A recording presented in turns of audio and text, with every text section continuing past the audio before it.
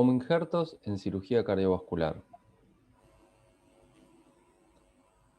El empleo de homoinjertos criopreservados, cadavéricos, en los últimos años, en las últimas décadas, tiene diversos espectros en los cuales uno puede utilizarlos, principalmente como reemplazo de la válvula aórtica o también en complementos, como vamos a ver, de la cirugía de Ross para la reconstrucción del tracto de salida del ventrículo derecho. Cuando nos enfocamos en la patología valvular aórtica, ya sea por estenosis o insuficiencia aórtica, ustedes podemos ver aquí que la válvula aórtica tiene tres cúspides, la coronariana izquierda, la derecha y la no coronariana, en la cual esto podemos ver que es una válvula cadavérica normal, ¿sí? Pero la válvula aórtica bicúspide, eh, sabemos que es la cardiopatía congénita más frecuente, en la cual afecta entre el 1 y el 2% de la población. Después de la válvula aórtica bicúspide tenemos la afectación degenerativa y reumática, que es cada vez menos frecuente. La reumática, generalmente la calcificación senil es lo más común. Y la bicúspide, en la evolución, generalmente más allá del RAFE de unión entre la cúspide derecha y la izquierda, que es lo más frecuente, luego esto evoluciona con una gran calcificación, lo que lleva, ¿no?, con el tiempo a la disfunción valvular, ya sea o por estenosis o insuficiencia. Esto es una válvula aórtica bicúspide vista desde arriba, y esta es una tricúspide calcificada senil, ¿sí?, que pueden ver las diferencias. Como pueden ver en esto también, los depósitos calcáreos. Y acá una estenosis con fusión de comisuras entre las distintas valvas, que esto podría ser hasta casi una válvula unicúspide. Existe un tipo de cirugía para el reemplazo valvular aórtico, que es la cirugía de Ross. La cirugía de Ross tiene ciertas ventajas y limitantes. Dentro de las ventajas es que el sustituto de la válvula aórtica es autólogo, es decir, es la válvula pulmonar del paciente en la cual se trasloca en posición aórtica como autoinjerto, y el lado pulmonar se reconstituye no con un homoinjerto criopreservado. Tiene una performance hemodinámica excelente, el riesgo de endocarditis es muy bajo, se evita la anticoagulación, dado que son válvulas biológicas, no una autóloga y la otra es criopreservada, y el riesgo de trombogenicidad es muy baja. Según, ¿no?, cuando hay estudios que comparan los flujos y la hemodinamia, es mucho mejor del procedimiento de Ross en comparación con los reemplazos aórticos valvulares, ¿no?, con otras válvulas, ya sean mecánicas o biológicas. ¿Cuáles, digamos, algunas de las limitantes? Bueno, que es técnicamente más demandante que otro tipo de sustitutos valvulares aórticos, y la durabilidad, ya sea tanto del autoinjerto como del homoinjerto. Han ya salido varios artículos que comparan, ¿no?, el procedimiento de Ross, por ejemplo, con reemplazos valvulares aórticos mecánicos, ¿no?, en el cual que muestra la superioridad del Ross en cuanto a la menor mortalidad de todas las causas, así también como mayor sobrevida y mayor costo efectivo cuando se compara, ¿no?, este procedimiento para los adultos jóvenes. Y a largo plazo tienen mayor sobrevida, no porque con no un incremento del riesgo de reintervenciones. Entonces, creo que el procedimiento de Ross, en comparación con las mecánicas y las biológicas, no en pacientes jóvenes, etarios, no menos de 50 años o 55, es una opción muy viable como sustituto valvular aórtico, ¿no? Dado que el riesgo de trombogenicidad y hemorragia de las válvulas mecánicas no es bajo, es al 1 al 3% de riesgo anual tanto de eventos tromboembólicos como hemorrágicos, es decir, entre un 2 y un 6% de complicaciones. Y eso es mucho menor en el procedimiento de Ross, como pueden ver tanto en las curvas de sobrevida, ¿no? Como libertad, ¿no? De eventos de mortalidad relacionados ya sea cardíacos, ¿no? O con la válvula, así como eventos mayores tanto de sangrados como de stroke, ¿no? Y también como eventos libres de reintervención. Esto es una cirugía de Ross, en la cual ahí pueden ver la sección de la válvula, la ortomía y la exploración de la válvula aórtica, donde se va a hacer la exéresis de la misma, ¿sí? La resección de la válvula aórtica. Ahí con una pinza de Ronget se está descalcificando el anillo, terminando de descalcificar. Eso a nivel del seno coronario derecho. Acá se está haciendo la exéresis de la válvula pulmonar, ¿no? En el tracto de salida del ventrículo derecho, la cual se va a utilizar, ¿no? Para reemplazar la válvula aórtica como un autoinjerto. ¿Sí? Esta es la válvula pulmonar que se está preparando como autoinjerto, la cual se va a implantar en posición aórtica y luego va a haber obviamente reimplante de ambos ostium coronarios.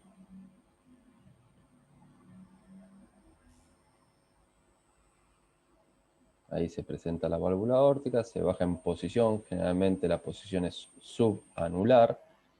Eso es un refuerzo de pericardio para estabilización del anillo aórtico. Luego se hacen los implantes, como les comentaba, los reimplantes coronarios, de los ostium coronarios. Esa es la coronaria izquierda.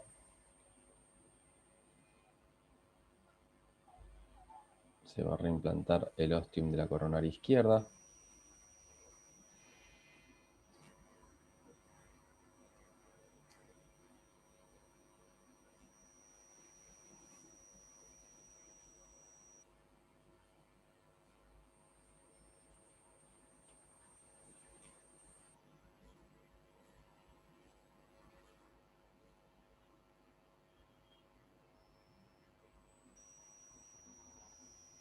Luego se prepara el homoinjerto pulmonar para reconstituir el tracto de salida del ventrículo derecho.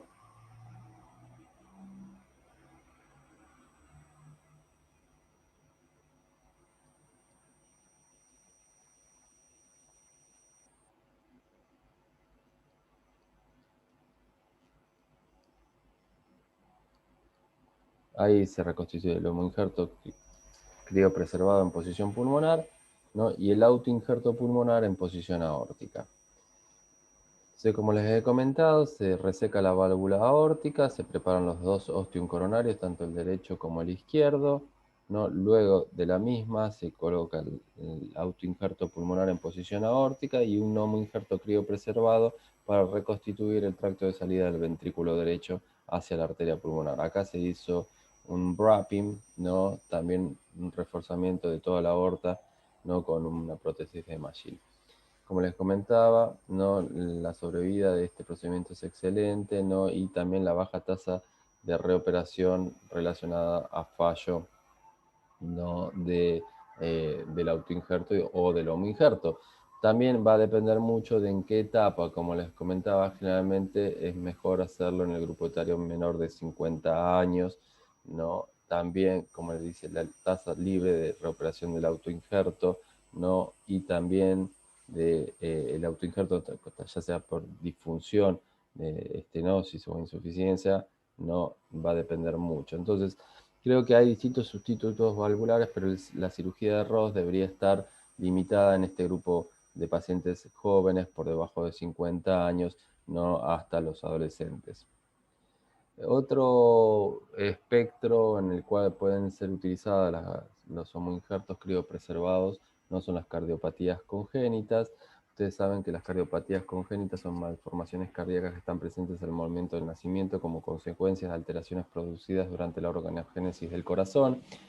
se da entre 8 a 10 por cada 1000 nacidos vivos padecen de este problema, mayor frecuencia en hombres, es la causa del 10% de los mortinatos y entre un 15 y un 68% de los abortos presentan, ¿no?, una cardiopatía congénita, es decir, una incidencia final de un 5%.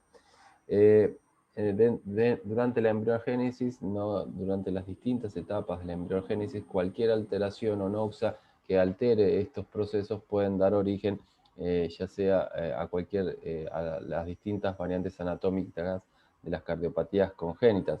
Realmente el origen es multifactorial, entre un 5 y un 10% se dan en un contexto de síndromes genéticos y tiene un variado porcentaje de sobrevida dependiendo, ¿no?, de la complejidad de la patología, es decir, que más o menos se da entre un 0,8 y un 1% de los recién nacidos vivos.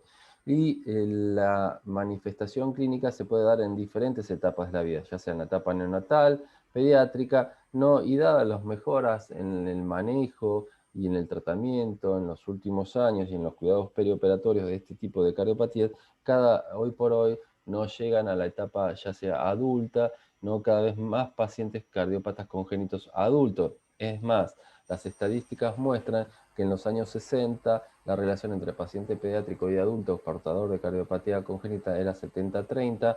En la era de los 80 a los 2000 esa relación se fue igualando hasta que actualmente se ha invertido esa relación. Es decir, que es 70-30. Hay más cardiópatas congénitos del adulto que pacientes pediátricos. Y hay una gran variabilidad anatómica, ¿no?, en la cual pueden presentarse cardiopatías congénitas, así también con sus variantes fisiológicas.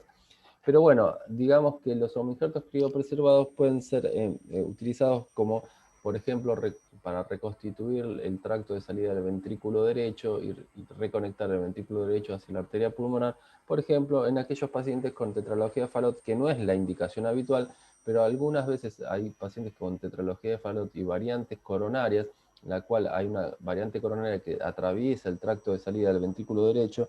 Entonces, para preservar esa coronaria y que no se genere un infarto de ventrículo derecho, uno puede emplear un homoinjerto criopreservado, ¿sí?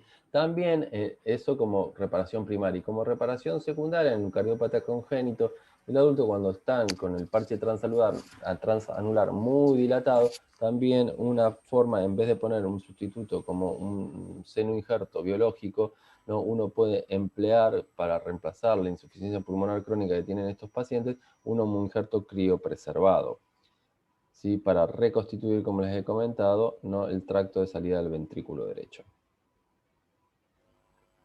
Esta es una cardiopatía, no, fíjense, una tetralogía Fallot. Esta es la ventriculotomía derecha, el cierre de la CIB, ¿no?, que es subaórtica, y después se coloca un parche transanular, ¿no?, para liberar la estenosis pulmonar. Pero a largo plazo eso puede generar insuficiencia pulmonar, que es bastante común ver en la etapa adulta y que requiere, ¿no?, de un reemplazo de la pulmonar, ¿no?, para disminuir la insuficiencia pulmonar.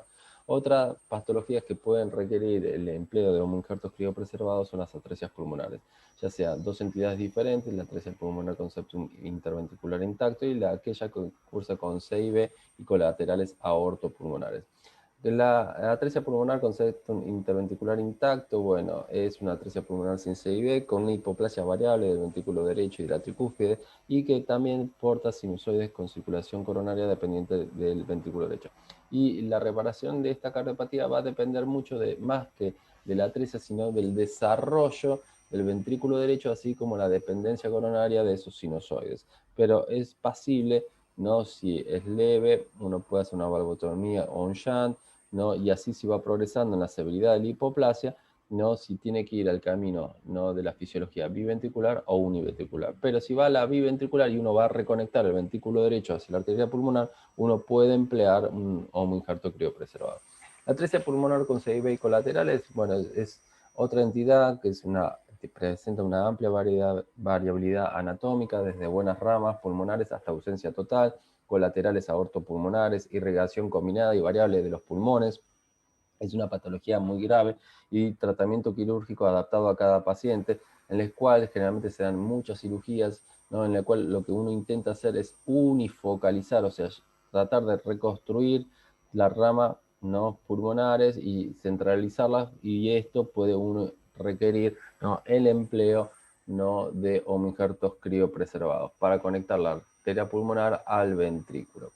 El tronco arterioso es otra cardiopatía congénita, ¿no? en la cual corresponde a una salida única arterial que da origen tanto a la circulación sistémica coronaria y pulmonar desde la porción ascendente de este vaso único, acompañado casi siempre de una CIB, es decir, que hay una válvula troncal única que da origen a la rama pulmonar y a la aorta. Realmente la cirugía consiste en cierre de la CIB, ¿no? la desconexión de la arteria pulmonar y cierre acá de esta conexión, ¿no? y la conexión de la arteria pulmonar hacia el ventrículo derecho con un homoinjerto criopreservado. Acá uno puede ver la válvula troncal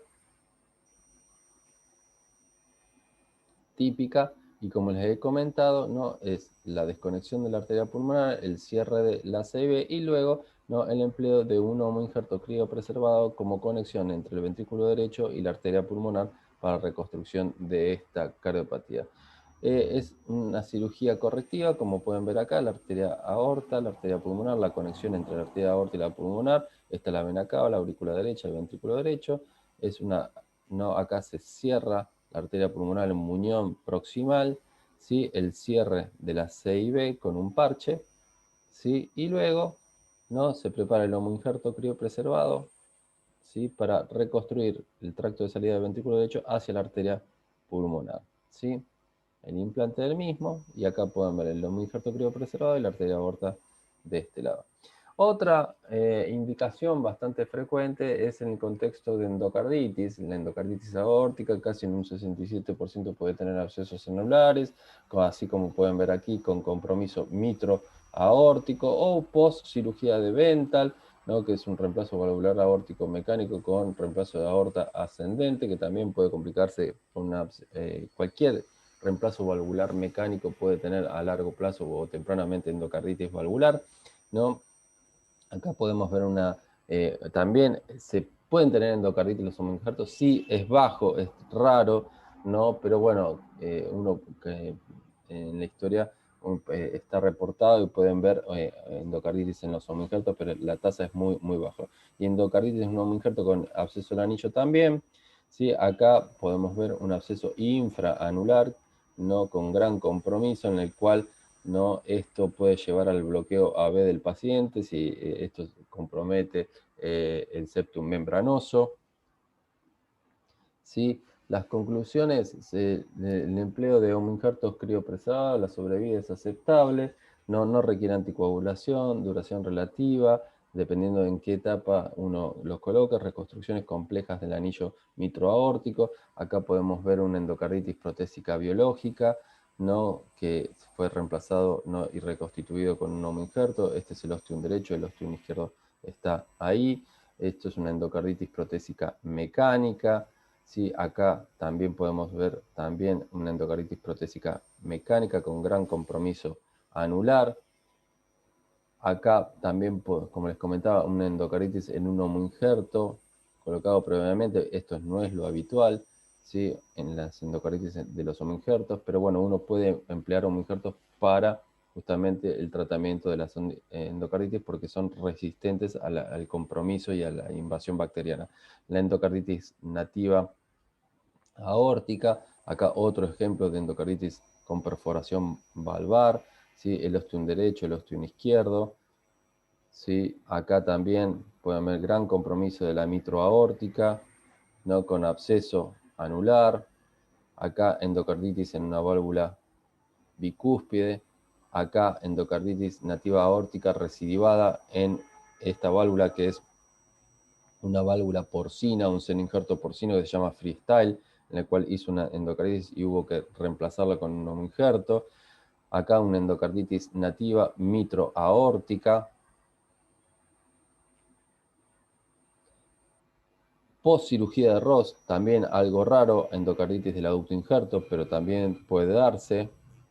Endocarditis nativa aórtica con bloqueo auriculoventricular, cuando comprometen el septum membranoso. Endocarditis micótica, endocarditis de prótesis biológica. Muchas gracias a todos por su atención.